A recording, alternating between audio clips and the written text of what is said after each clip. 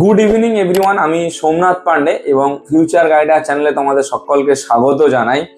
আজকে মূলত কথা বলবো 150 থেকে 200 নাম্বার পেলে তোমরা কিভাবে গভর্নমেন্ট কলেজের এনআরআই কোটাতে অ্যাডমিশন নিতে পারো।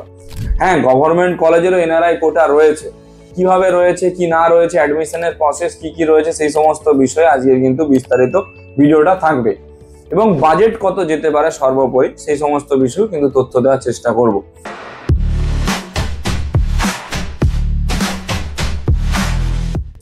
দেখো, তোমরা ওয়েস্ট বেঙ্গলের ডোনার কোটা অনেকেই হয়তো শুনেছো। ওয়েস্ট বেঙ্গলের গভর্নমেন্ট কলেজে ডোনার কোটা থাকে, যার ফিস অনেক বেশি।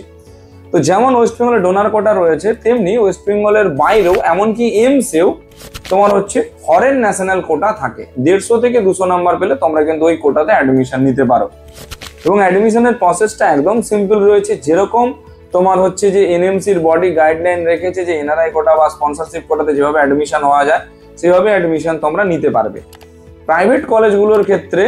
তবে এর মাঝখানে আরেকটা জিনিস আমি বলে রাখি, অ্যাডমিশন রিগার্ডিং যদি কারো কোনো হেল্প লেগে থাকে বা কোনো লুপহোল হয়তো তোমরা বুঝতে পারছো না, সেই ক্ষেত্রে তোমরা আমাদের কল হোয়াটসঅ্যাপ করতে পারো, আমরা রয়েছি, তোমাদেরকে গাইড করে দেবো। এবার টপিকে আসে, প্রাইভেট মেডিকেল কলেজের এনআরআই কোটা থাকে, নন রেসিডেন্সিয়াল ইন্ডিয়ান কোটা। তো তোমরা এই এনআরআই কোটাতেও অ্যাডমিশন নিতে পারো এবং এই এনআরআই কোটাতে জাস্ট বেসিক্যালি নর্মাল ভাবে অ্যাডমিশন নিতে পারো। এর আলাদা করে কোনো রুল নেই, কিছু নেই। এনআরআই ডকুমেন্টস বানিয়ে দেন যে কলেজের ফিস রয়েছে তার থেকে কিছুটা নেগোসিয়েট করে অ্যাডমিশন তোমরা নিতে পারবে। কিন্তু গভর্নমেন্ট কলেজের ক্ষেত্রে এমসে যেমন বললাম যে ফরেন ন্যাশনাল কোটা রয়েছে, তেমনি তোমার আমাদের স্টেটে যেমন ডোনার কোটা রয়েছে, কিছু কিছু স্টেটে ডাইরেক্ট এনআরআই কোটা রয়েছে গভর্নমেন্ট কলেজে। পাঞ্জাব, ঠিক আছে, তারপরে তোমার তামিলনাড়ু, তেলেঙ্গানা, ছত্তিশগড়, এই সমস্ত, বিহার, ইউপি, এই সমস্ত কিন্তু স্টেটগুলোতে। যদি বাজেটটা দেখি যে কিরকম বাজেট যেতে পারে, দেখো নিয়ার অ্যাবাউট প্রায় 50 থেকে $55,000 মতো খরচা হয় প্রায় প্রতি বছর। অর্থাৎ 40 লক্ষ থেকে 45 লক্ষ টাকা প্রতি বছর তোমাদেরকে ব্যয় করতে হবে ম্যাক্সিমাম। ন্যূনতম ধরে রাখো তোমাদেরকে ব্যয় করতে হতে পারে 32 থেকে 37 লক্ষ টাকা প্রতি বছর।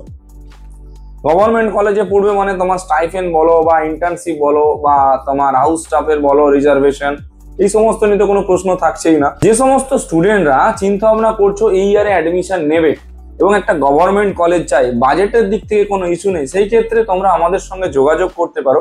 যদি বাজেটের কোনো ইস্যু থেকে না থাকে, গভর্নমেন্ট কলেজ একটা সিট পাইয়ে দেওয়ার দায়িত্ব কিন্তু আমাদের থাকবে তোমাদেরকে।